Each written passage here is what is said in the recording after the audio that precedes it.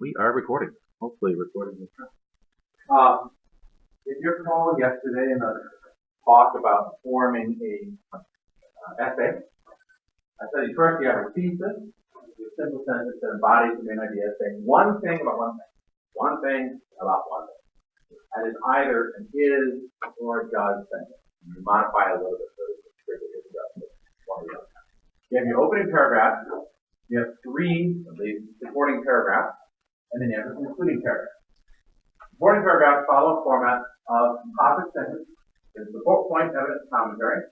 And you do it again, support, evidence, commentary, and you do it again. That's so 3 times over. And then topic research. Now each one of these paragraphs will follow the same format. So here's an example of it. I put up yesterday. I think I just got a photo of this.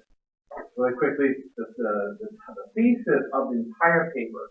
The characters Paolo Francesca show Dante what love looks like in its darkest form, which shows us that when you go to write on the prompt, you don't have to exactly answer the prompt. The prompt is in order to give you the playing field. You know, you're playing soccer, you're playing baseball.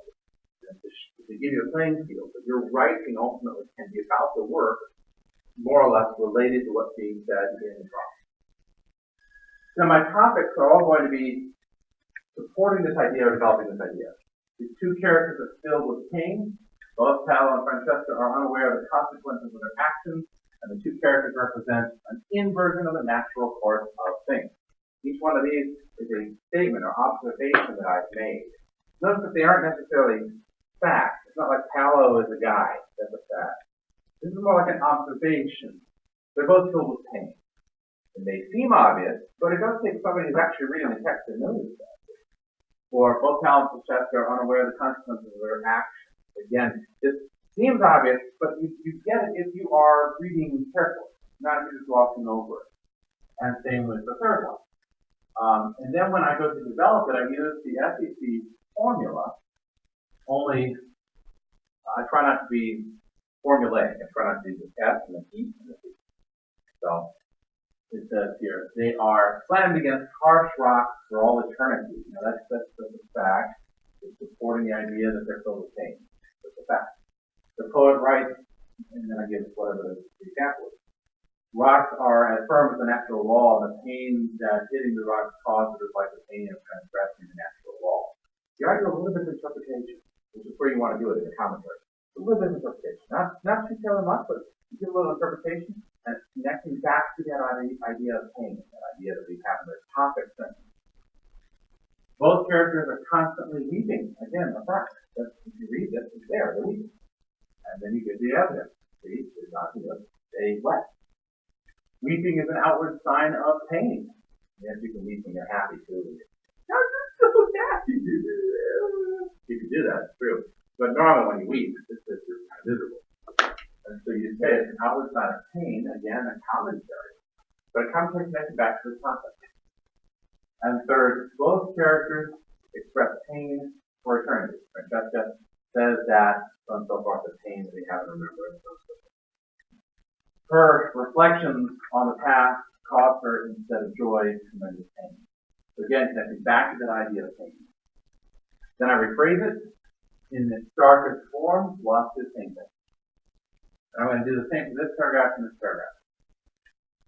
Notice that in each of these things, what I'm doing is I'm building a case. It's like a lawyer building a case, or it's like a storyteller building a story. You're building the examples and the commentary so that they are supporting this main idea back here. You can embellish primarily in the commentary section. That's where you can have a number of sentences, 2, 3, 5 sentences in the commentary section. But try to keep your structure, the units themselves, pretty tight. The SEC unit. Try and keep it that way. So focus your ideas and keep them in one spot. Now, the two remaining things we have to look at are opening paragraph and concluding paragraph. These are tough. This is where a lot of students fall down. A lot of students fall down in the opening paragraph because they try to write a great deal and then they get to their body. It's almost like the opening paragraph takes up a page. Now, it's not really an opening paragraph. It's like, I just don't want to open this sucker. So I'm writing until I stop, which is really the wrong way to go about it. Concluding paragraph is even more difficult for students because most students don't know how to get off the page. It's like you've done your your essay, and you're like, I don't know how to leave at 5. You just kind of awkwardly split from it, making a fold for the wing. Or else you go on and on and on, and that doesn't work either. The most common errors that I see in opening and concluding paragraphs, in opening paragraphs, there's a common error of a whiz-bang opening, I call it. This is taught a lot of essay writing courses. But a whiz-bang opening is where you have to dazzle your reader, right? Get their attention, get the hook, which is silly because the hook is going to be in your argument. Where you get your reader is in the argument that you're making. It's not going to be in some magnificent statement, right? There is no God. Oh, I can't wait to read the rest. That's not where you're going to get them in the opening. Nor are you going to get them in the opening with some sort of like description, fire, brimstone, the stench of scorching bodies. This is not good work. So that's just a whiz-bang opening. It doesn't do any good. So fireworks at the opening is a bad idea. The second mistake I see frequently with students is listing exactly what they're going to say in the opening. And this is taught in a lot of places. I think it's actually taught here. I always say don't do this. This is juvenile, puerile, pedantic, junior, and not in a good way of writing. So don't do this. Listing what you're going to write is tedious. The only place I think that it should be done is in a science. You're doing like a science paper. And there you have to say, this is what we're going to look at, this is what we're going to do, And in a science paper, that's a lot too. In a literary criticism or history or philosophy paper, it's really kind of annoying. Third mistake I see in opening paragraphs is to not put a thesis down, or put the thesis down first thing and then write more intro. Okay, so putting a thesis in the wrong place. Here are the 3 things that I see. Mistakes in the opening. Mistakes in the conclusion include listing what you just said. That's a big one. Having no thesis or putting the thesis in an odd spot. And then finally is either the sudden ending or the ending that just doesn't quick. Second is that listing of points again, which is really tedious by that point because you've read it in the opening where you listed it, and then you read it in the actual text itself, and now you're reading it as the ending, and it's just gone fast. Wow, that was almost as fun as watching, pink your eye, right? No, that was really say. No, you don't want to write that. On the one hand, like, we're not good with goodbye, so goodbye. And the other one is the lingering ending is still like the Irish rug band. Where you stand on the porch of your neighbor and you're like, wow, it's good to see you. How about those cups? Boy, it's good to see you. What a great night out. Boy, it's good to see you. How about those awesome? Boy, it's good to see you. Just get off my lawn. So the big question is, how do you write these multi-letters? Because they're specialized types of paragraphs, the opening and conclusion. And I'm going to give you a formula for each one, which then you can build off of. Because like the whole of writing kind of begins with like anything you do with developing your core, developing the center part. If you can develop the central skeleton of how to write, then you can build off that. But not having one is difficult. So how does one do openings and conclusions? The opening paragraph is more easily written if you know what it's supposed to be doing. Really, the opening paragraph has 2 purposes. Introduce the subject and get to the point. That's what it's supposed to do. The point is your thesis. That's what you want to get to. You want to get to there. Which means any obfuscation, extra writing, piling on words is just kind of silly. Because you're delaying the inevitable, which is to state your thesis. And because you're supposed to introduce your subject, if you don't introduce what you're writing about, the opening paragraph is kind of a failure. So knowing what it's supposed to do is important. It introduces the subject to get to the point. Normally, in an opening paragraph, you move from the general to the particular. From the general to the particular. From the abstract to the concrete, if you will. The concrete, the particular, is what you want to say about the topic. If the topic is Paolo Francesca, what do you want to say about Paolo Francesca? That's the subject. That's the thing you want to move to, the particular. So you start with a general statement and you move to a particular statement. Consequently, the opening paragraph, as I have drawn it over there, has something like an upside-down triangle shape. It moves from a broad, general thing to a very particular thing. That very particular thing is the thesis.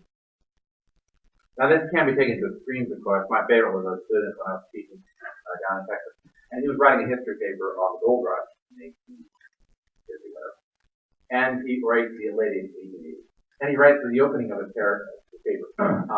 In the beginning, there was a huge explosion called the Big Bang. Then in 1886, the gold rush occurred in California. Like, oh my gosh, moving the general in particular in a really quick way. I mean, that's extreme version. But that aside, what you want to do is you want to bring it. It's like you're easing your audience into the idea you're going to be proposing. You're easing them in. It's always better to ease people in than just be abrupt about it, right? Abrupt is like a slap in the face. You don't want that. You want to ease them into that slap. Like, hey, how you doing? That's what you want, right? So in this case, we're going to move from general to particular, easing somebody in to the ideas that we're wanting to say. Consequently, as an exercise in doing this, here's what I'm going to ask you to do. I'm going to ask you to limit yourself to 3 sentences. 3 sentences. Which for some people will be like, I can't express the meaning in 3 sentences. You're going to have to. Others of you may be like, how do I get 3?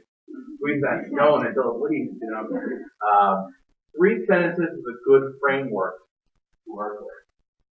Again, all that I'm saying here is like a skeleton. It's like training wheels. It's like floaties. Eventually, you take those off and actually swim in the Olympics. Felt is not going to use floaties.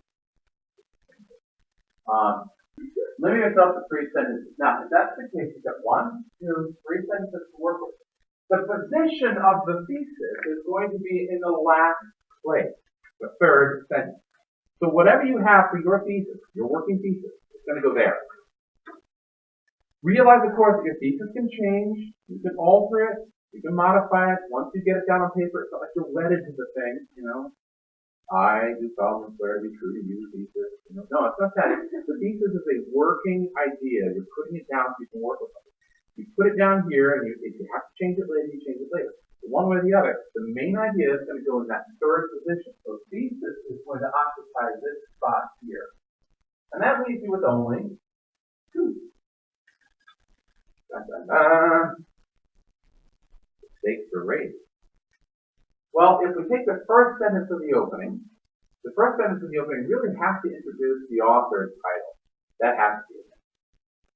And because you're going to be raising concepts in your thesis, right? Paolo Francesca, pain, or whatever it is, or sin laid bare, right? Those are concepts you have to bring up in the paragraph in order to ease your audience in. So here's what I suggest you do in the opening. Here you introduce author, title, and 1 concept from your thesis. Author, title, 1 concept from your thesis. It may seem formulaic at first, but to get this working down is like learning how to do a layup. You learn how to do a layup, eventually you can modify that and play real basketball. So just end up, wait, hold on.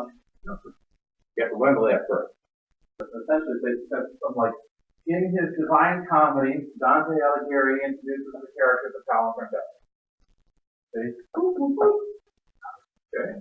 Now that may seem formulaic at first, but if you get used to doing that, then you can work on that, you can build on that, you can elaborate on that as you go. But start with the core formula and get that core formula straight, and then you can work up from there.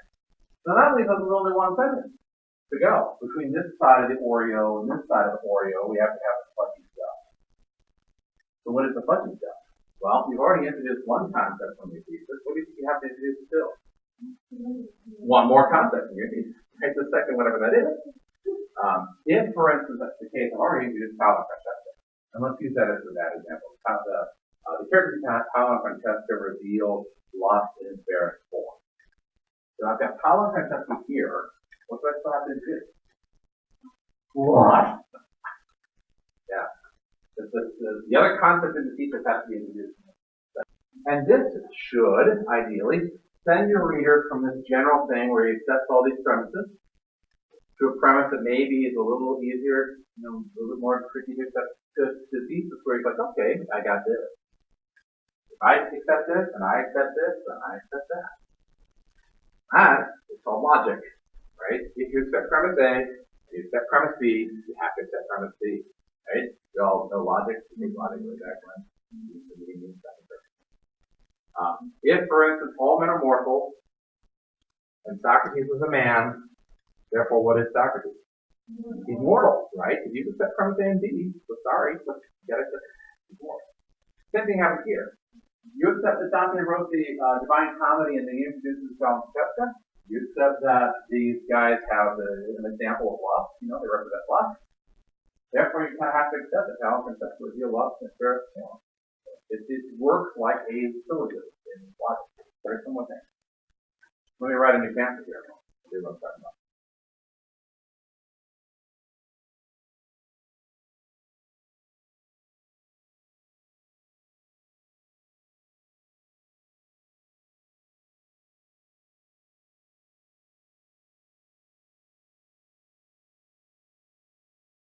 And now I'm going to go over and do my next paragraph. Starting there. Does this make sense? Is this unclear to anybody or any questions on this? Okay.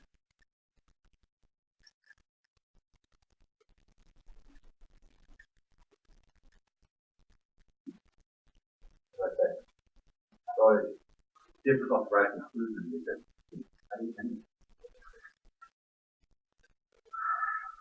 well, one word of advice.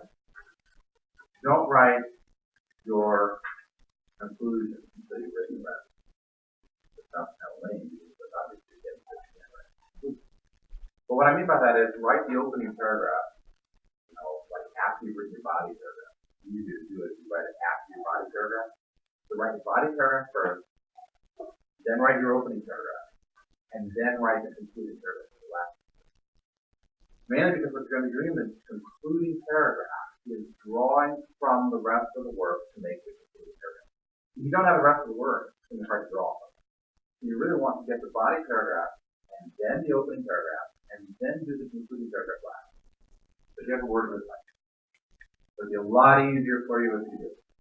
A lot of times people will sit there and stare at a screen hoping the words will come. If they haven't written anything, stare at the screen. And then they start writing from start to finish. They start writing when they get to the end, it's like the Mad Hatter. They stop.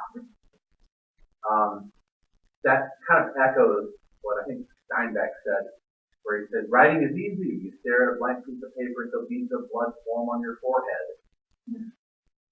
Or another author said, writing is easy. You just open a vein and let it bleed. Which is to say that writing doesn't seem easy most of the time. Oh, muse, inspire me.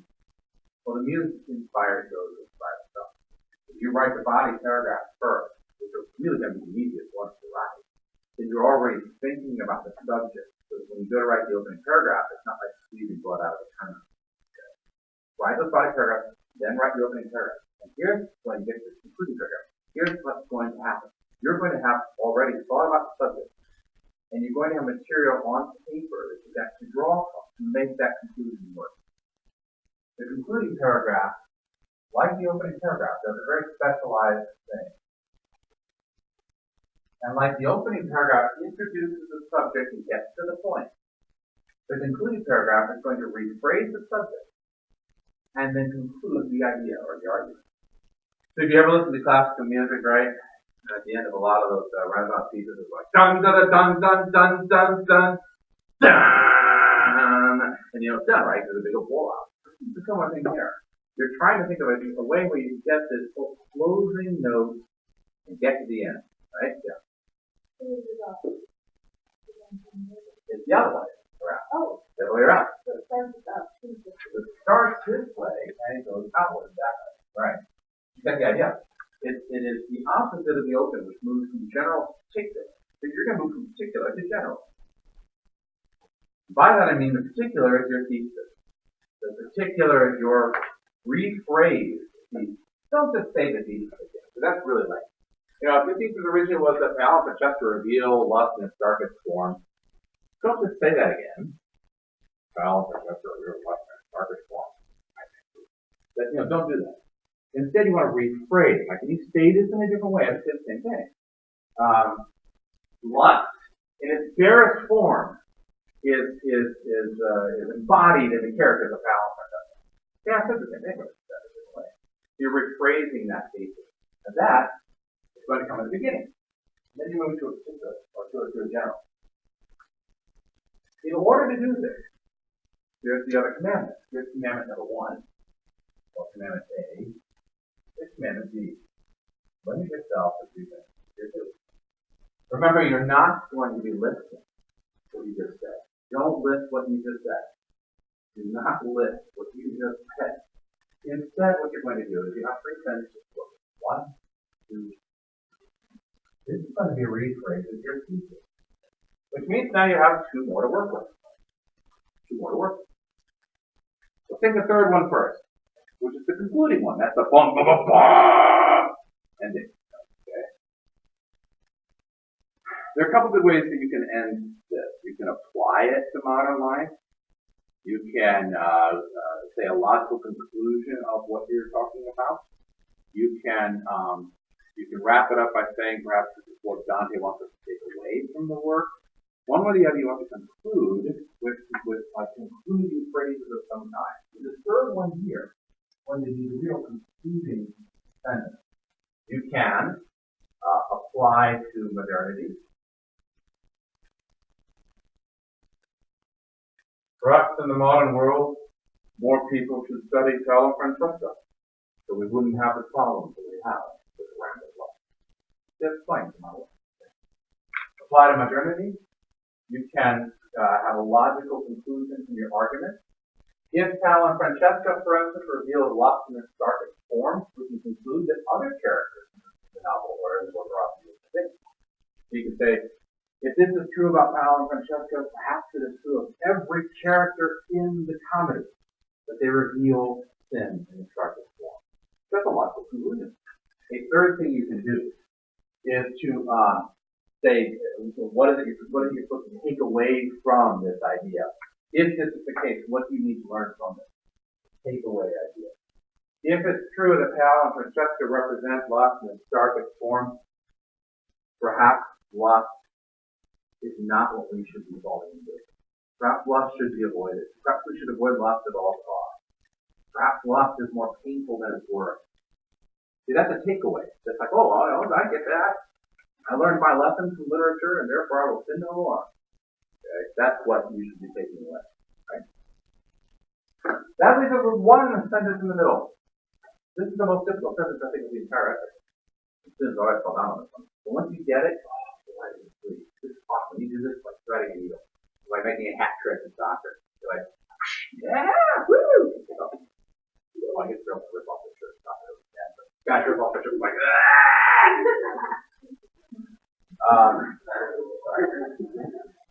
inappropriate. This is what's called the echo sentence. It is probably the most difficult and the most skillful sentence you could possibly craft.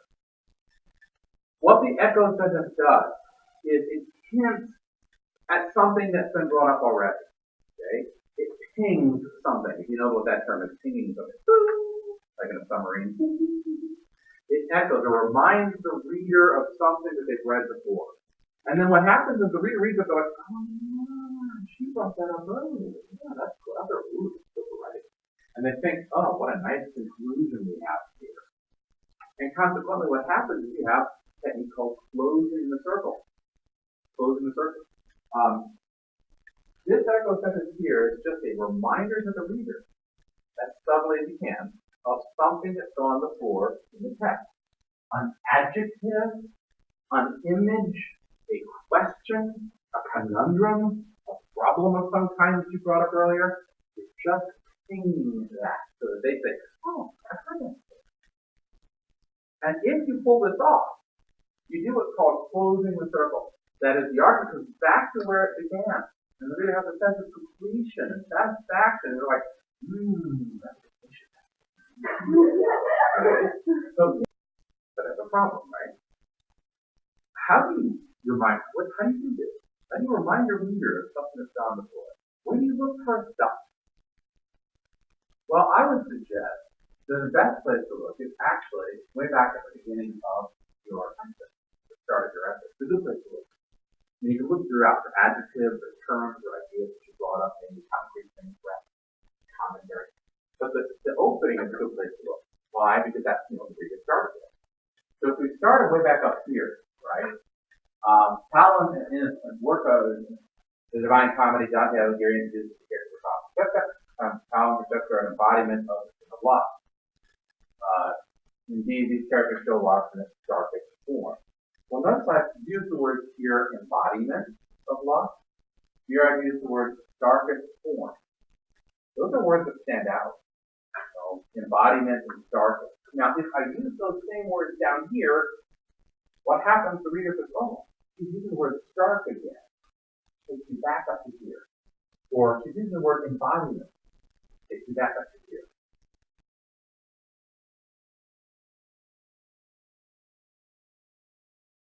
Now what I want to do is I want to ping the idea I brought up in this paragraph here. Either with this word here,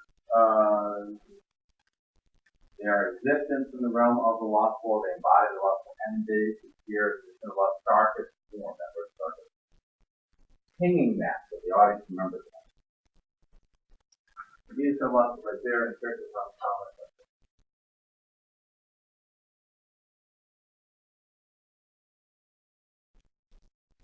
Why would that be different? Why would that spell matter?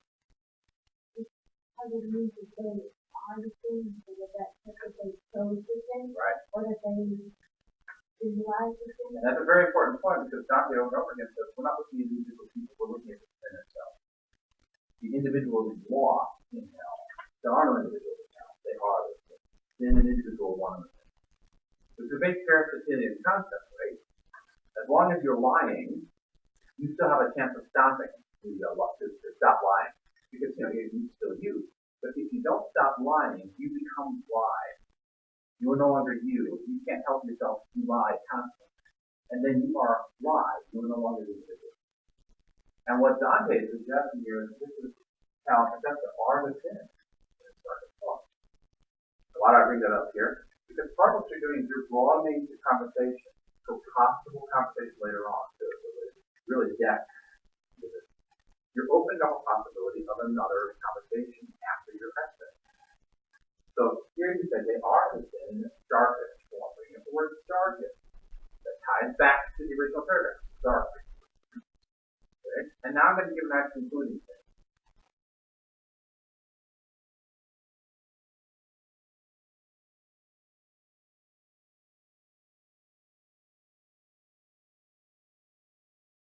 This is an application to the modern era. And what I've done is 1, 2, 3, written my concluding paragraph. Alright. Did I roll enough in time? I rolled this more length, and I'll try to do it tomorrow. I want to talk about Dante tomorrow. With the cat. We'll do that tomorrow. See you. Bye. Bye. Bye. Yeah, bye. If you want to be on camera, you're not coming out. You're going to show up on YouTube. Your image will be copyrighted.